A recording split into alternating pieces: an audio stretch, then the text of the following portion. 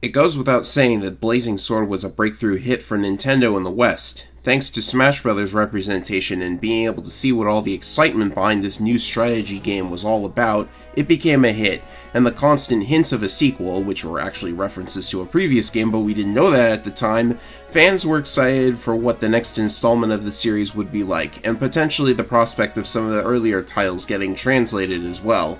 What came next, however, didn't exactly satisfy everybody, even though it's one of my personal favorites in the series. Then again, I didn't own an actual copy of Blazing Sword for a little while. I actually started with a third game on the GBA, Fire Emblem, The Sacred Stones. Sacred Stones used an entirely new setting and character cast. Nobody from Blazing Sword was here, so anybody waiting to see what Roy would be up to after his cameo at the end of Blazing Sword wouldn't see that happen quite yet. That plus a low difficulty level compared to Blazing Sword, a number of game mechanics lifted from the most oddball game in the series so far, and the fact that another title was already in development for the GameCube led to an initial perception that Sacred Stones was a filler game, something that existed purely to hold us over until Path of Radiance came out. My opinion is quite different. Now it should be stated that Sacred Stones was the first Fire Emblem that I played, so I'm probably biased, seeing as my username comes from the game's male lead, but I really do believe that this is the finest GBA Fire Emblem game there is, even compared to the epic challenge of Binding Blade, or the memorable cast of Blazing Sword.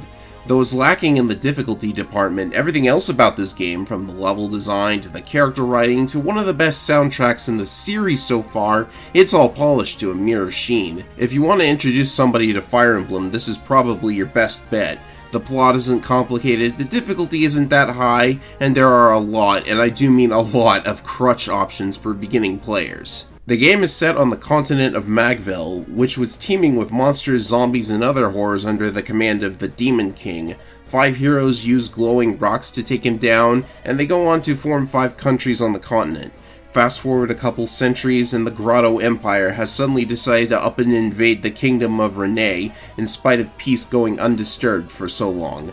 Prince Ephraim of Renee sets off immediately with a band of knights to meet Grotto head-on, while Princess Erica remains in Renee. Unfortunately, Grotto manages to run over Renee rather quickly, which forces Erica to retreat to the neighboring kingdom of Frelia. Worried for her brother, the princess decides to search Grotto for him, getting into fights and recruiting units along the way. The plot of this game is a lot safer and basic than Blazing Sword. They may have wanted to keep it simple after the ambitious yet flimsy storyline of Blazing Sword, but as usual, the character writing is fantastic as before, with plenty of memorable characters bursting with personality. The story also branches after the 8th chapter, allowing you to choose whether to follow Erica or Ephraim for the rest of the game, and even after they reunite, the story is told from the perspective of whichever lord you picked. This encourages a second playthrough, because both paths not only have different chapters, but there are different scenes furthering the development of particular characters on each route. There are also unlockables for beating both of the storylines in different playthroughs. You might expect me to say Ephraim gets the better story because he's my favorite character, but no, I actually prefer Erica's path because my favorite minor character gets an actual character arc only in this path. That and it lets me avoid the hardest chapter in the game, but more on that later. Allow me to demonstrate that the character writing is still pretty great by putting the spotlight on my favorite minor character.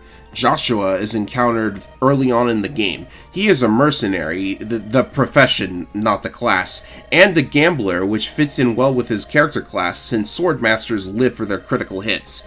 After risking our lives to get him on our side, Joshua mostly hangs around swindling your party members out of their gold in his supports, until Erica makes it to Johanna Castle in her path, where we see the Queen of Johanna slain where she stands. As she's dying, Joshua reveals that he is in fact the Prince of Johanna and left the country to get away from the boring life of a noble. Having witnessed his mother die right before his eyes, he wonders if he should have stayed, and vows to be a good king for Johanna after the war. It's sort of a retelling of the character Lewin from Genealogy, so even though this isn't strictly new grounds for the writing or anything, it's still really great for them to be able to put the spotlight on a minor character at an appropriate time in the story. The character cast is even smaller than Blazing Sword, with only 33 characters in total, which means permanent death still kinda hurts, but you probably won't need to worry all that much about it this time, because the difficulty of Sacred Stones is about on par with Blazing Sword's normal modes. One of the reasons it's easier is because this game uses a world map system like in Fire Emblem Gaiden. While chapters are designed like a traditional Fire Emblem game, you enter them through the world map, which also contains shops with items to buy, and monsters and enemies can spawn on previous maps for you to fight, enabling you to grind levels without using arenas, which are also present, but are as risky as usual. This is the first time since Gaiden that players have had the option to grind this way, though you still consume weapons and items when you do. The good news is that grinding is an option. Even on hard mode, making it through the game without grinding is still very doable, seeing as the game is balanced without grinding in mind. I consider mob grinding to be something that exists to get under-leveled characters more up to speed, which I suppose also eliminates the S-type character's biggest weakness, which is that they have to gain levels against way tougher enemies normally. I personally recommend not using grinding in this game unless you're really struggling for whatever reason. Of course, if you're interested in a challenge, then I highly recommend playing Ephraim's Route on hard mode because it contains another throwback to Fire Emblem Gaiden, the Phantom Ship. This chapter is incredibly ludicrous. Your party is on a boat that's being boarded by another boat with a ton of monsters on board, but they aren't the real threat. Apparently, somebody decided to make a boat battle that wasn't simply using the planks as choke points, so they decided to flood the level with flying gargoyles with spears and flying eyeballs with dark magic. Your weakest units are always vulnerable no matter where they are. If your characters haven't been promoted yet because you're waiting until level 20 to do it, this might just be where you're forced to do so. The fact that the most optimal way to get through this without tearing your eyes out is to plant a flying unit where the boss spawns, thereby causing him to not show up at all, makes me wonder if there wasn't someone on the dev team who asked Shozo Kaga to design a map or two as a sick joke on the players. This game has some pretty solid map design overall, don't get me wrong. This game's got the most refined levels in the series so far. I just wanted to point out that the Phantom Ship is crazy because even Grotto Keep wasn't this crazy, and it's full of annoying status staves. Another reason for the low difficulty is some questionable character balance. Normally, units that join you already promoted are supposed to be your crutch. Any experience points they take could have gone to a low-level unit that could surpass them. They're typically meant as subpar replacements for characters you may have lost, etc.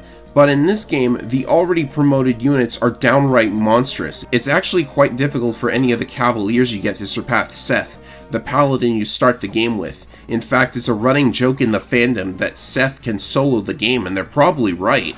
You've also got a powerful sage named Saleh, who can use some of the best spells and items right out of the gate, kind of like Pent from the previous game. Then there's Dusel, a great knight with near maximum stats and weapon levels. I wouldn't count out the unpromoted units, they can still be very excellent when leveled up, but the shocking thing about this game is that the units said to have the greatest potential actually kind of don't. Sacred Stones has 3 trainee characters, Ross, Amelia, and Ewan. These 3 start out as very weak trainee classes, similar to the villagers from Gaiden, and will automatically promote to a traditional class at level 10, after which they're just like any other unit. The trainees have a problem though. They're Gaiden units in a modern Fire Emblem. Translated into words normal people understand, this means that their growth rates are lower than usual. Even though they gain 10 extra levels, the chance of gaining lots of stats on any of their levels is lower, so the law of averages says these guys end up weaker than a traditional unit. Well, at least they can make use of another mechanic that comes from Gaiden. You can choose the class they or anyone else promotes into this time. Anytime you promote someone, you can now choose between one of 2 classes for them to become. Your priests and monks can become bishops, or they can become sages instead. Archers can become snipers as usual, or they can become rangers, which are snipers on horses. This is a great feature and allows for some customization for your party, however I feel that the implementation of it is flawed. Don't get me wrong, giving players an option of promoted classes has created lots of discussion over which options are best, and this is always a good thing, but it didn't take much discussion to figure out that the promotion options are actually quite a bit imbalanced in the long run. Archers can pick between situational ballista use or getting a mount and a new weapon type. What kind of choice is that? Fighters can pick either archery or swords with more speed, wonder what I'm getting. Ross, one of the trainees, ultimately has 3 options: hero, warrior, or berserker. I've always gone berserker with him so he'd at least get the critical bonus and the ability to traverse water terrain. And muscles. Lots and lots of muscles. Monks and priests can become either sages or bishops, but there's almost no reason not to pick bishop, because they do triple damage against monster enemies, also a returning guiding feature. Sages get light magic now, but what's the point? Only the bishops do triple damage against monsters. Mages can pick either Sage or the new Mage Knight, which is a mage on a horse. More movement and rescuing are a much better option than getting light magic, which you don't need, you already have Anima. Shamans can get either Anima magic, which they don't need, or a skill that lets them summon cannon fodder phantoms. Oh, and did I mention skills are back from the SNES days? Actually, there's only 7 of them, so it's barely even worth a mention, especially when most of them activate at random. The Wyvern Knight's Pierce skill is even glitched in the US version and can softlock the game if it happens at the same time as a critical hit or with a ranged weapon. Not sure how that happened. Also, they're class skills, not character skills, which would have helped make each character more unique, although you rarely get more than one character per class, so perhaps they're unique because of their class. Something that I didn't mention about the GBA games is, without skills and all those other bonuses from Thracia 776 a character could have, there isn't a lot of difference between 2 units with the same class, aside from growths, starting stats, and support options. This isn't the biggest issue in the world, but I do think it's unfortunate that they implemented some kind of skill system, but didn't use it to make the characters more individual or have items that give skills. I'm always thinking of ways to expand on a concept a game introduces, and combining a character's skill with one of 2 class skills they could get in a promotion sounds great in my head, especially since Sacred Stones has post-game content and not just trial maps either. After completing the game and viewing the ending, you're free to wander the world map and fight more monsters to level up more. There's not really a purpose to it unless you want to complete the 2 bonus dungeons, the Tower of Volney and the Lagdo Ruins. Completing these after beating the game lets you unlock bonus characters, and you can earn more money and items to more efficiently fight monsters and presumably eventually max out the stats of every character in the game, and then, I don't know, take them to the Link Arena or something, which has stood unchanged for 2 games now. This post-game idea is actually pretty nice. It lets you keep playing even when the game's already over, and the Lagdo Ruins in particular are a great extra challenge assuming your bishops aren't running over everything.